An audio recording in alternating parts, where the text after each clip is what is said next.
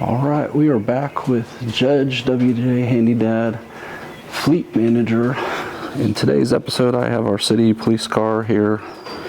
It's currently going to be a code enforcement vehicle, and I am changing out the brake fluid, flushing it, and I am making sure that it will pass inspection. I'll show you what goes through all that, although I'm not a licensed inspector, so I can't actually officially inspect it. I basically can inspect it and show you that everything's working or that it's not. But before we get too far into this, boom, brand new battery is already dead. That's not a good sign. Now I know the car's been sitting since I debadged it, which you can see I did the best I could. It really needs a paint job. If I buff anymore, I'm going to go right through that silver. There's just not enough paint on here to safely do it, I don't think. So you can still see a little bit of the ghosting there. But why I was saying that is while I was buffing here, that went through. So I didn't even want to mess with this too much. But it is at least debadged. But that was what, a week or two ago, and the battery's already dead, so that's not a good sign. So first thing we'll do is we'll put that on the charger here, and I'll let that charge while I am working on the vehicle.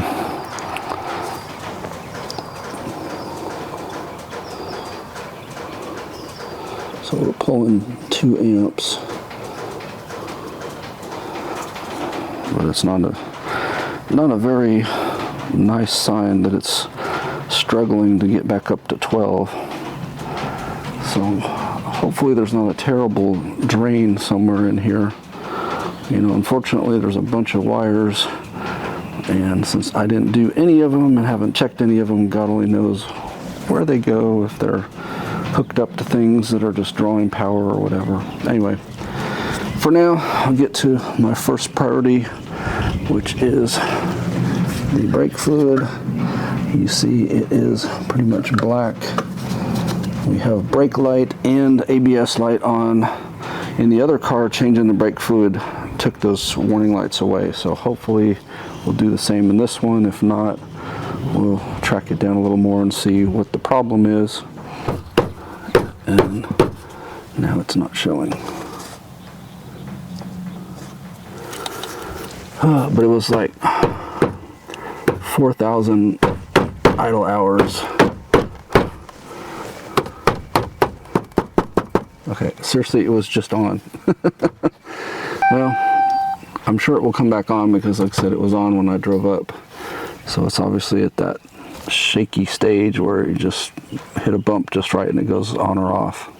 All right, how to remove street appearance hubcaps. Now we all know the little police center ones, you just pop them out with a plastic tool like this. Well, these are similar. You're gonna pry around and you will find some of them will come off easy like that, some of them won't, but you see there's these little tabs that go in here, as well as these tabs that go over the actual lug nuts. And this one's bent up for some reason, but anyway, so that's how those come off. And I'm glad I'm doing this outside because you see all this junk, snails and everything else in here. This car needs a bath. Alright, motive is pumped up, no leaks. I've got it currently at 15 psi. I may pump it up as high as 18 to 20 once I do the actual brakes themselves. Right now we're going to do the master cylinder. We're going to crack it loose here, and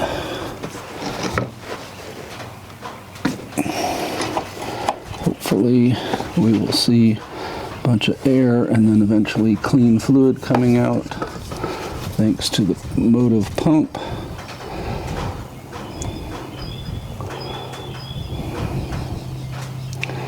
So no air at all, which is a good sign. I'll close that.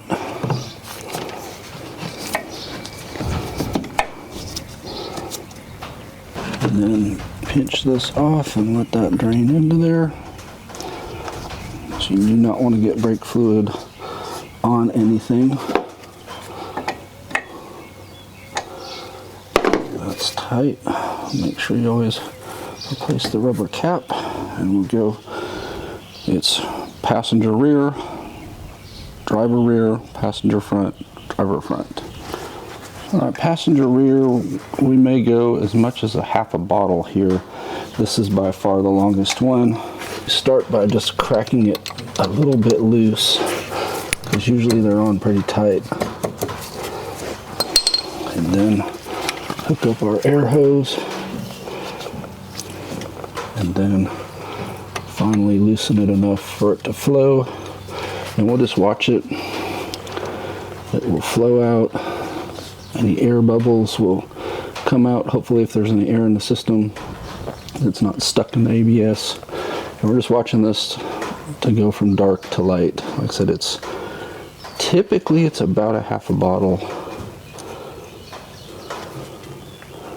And yes, I do spray each one of them with a little bit of penetrating oil about 5 or 10 minutes before I start. Although these all look like they're in good shape. The one thing I did notice when I removed the wheels, all of these are a little bit rusty, and the front passenger wheel had to be pried off. It had rust welded itself on.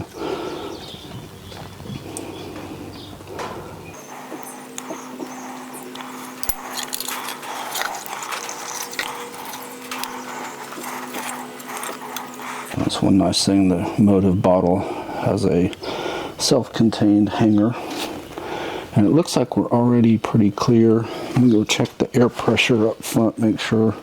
Usually this one will drop it the most. Alright, as you see, it's looking pretty clear at this point. There's no air coming out, so I'm gonna go ahead and shut it down by closing this off.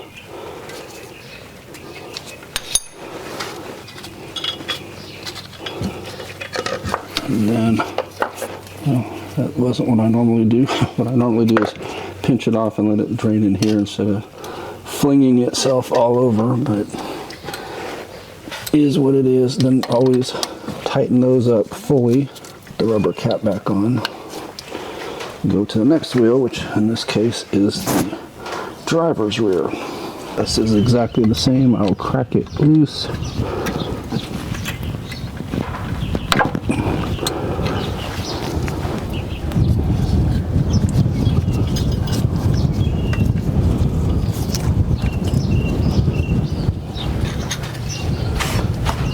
Then we'll open it fully. And we'll just watch for air and also watch the color change towards clear.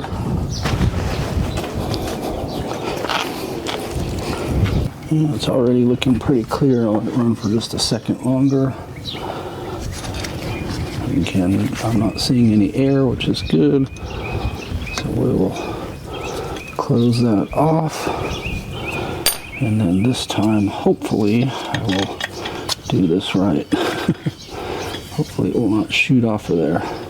So what I normally do is I pinch it off and then let it drain. That way it doesn't spill all over the place. That's the preferred method. Not fling it all over the place method. Again, place the cap. And same as before, I'm just going to crack it loose. Just enough so that the little wrench can handle it and won't slip. And usually by the time we get to the front, they go much quicker.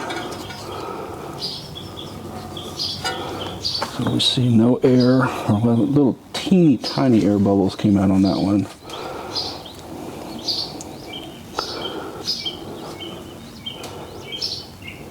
But this one should change color fairly quick. And we're looking pretty clear now, so I'll close this off.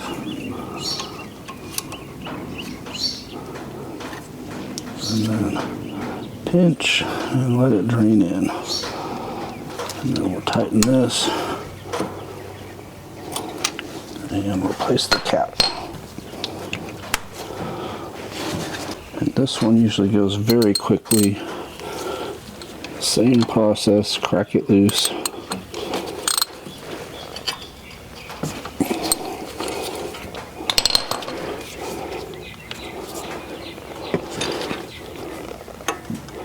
And then open it up. So a couple air bubbles come out, followed by dirty fluid, and eventually it'll be clean fluid.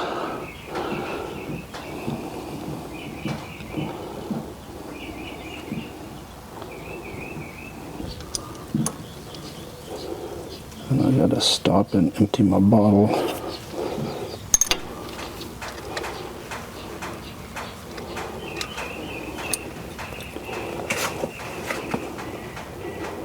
Alright, we'll let that run a little bit. So that's pretty much done at this point. I've still got some more brake fluid to run through it. May as well. Because anything I don't flush through is going to end up getting recycled. I can't reuse it later.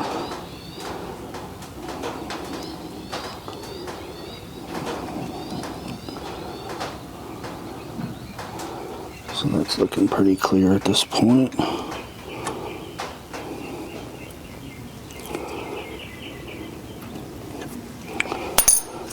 Pinch, drain, close up, and I'll dump this last little bit into the recycle.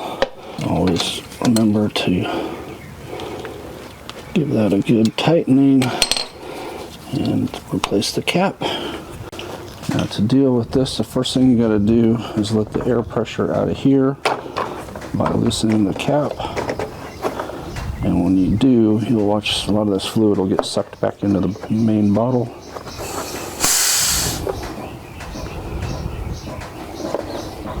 And that's good. You don't want all this in the line. Let's remove this cap and replace the master cylinder cap real quickly, because you don't want the brake fluid in here exposed to the air, at least as little as possible, because it will absorb the water from the air and then it'll rust up your system. And you can see this cap is a really tight seal, so that's good, but it's hard to get off.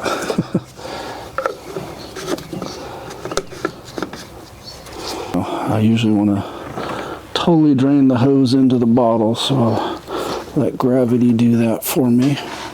Not a good sign, as this has been on the 40 amp boost charge the whole time I've been doing the brakes, and we have not hit 12 yet, so that is not a good sign at all. Alright, while I have this, I'm going to go ahead and change the air filter. This filter looks, it's not horrible, but it's certainly not clean. So new air filter.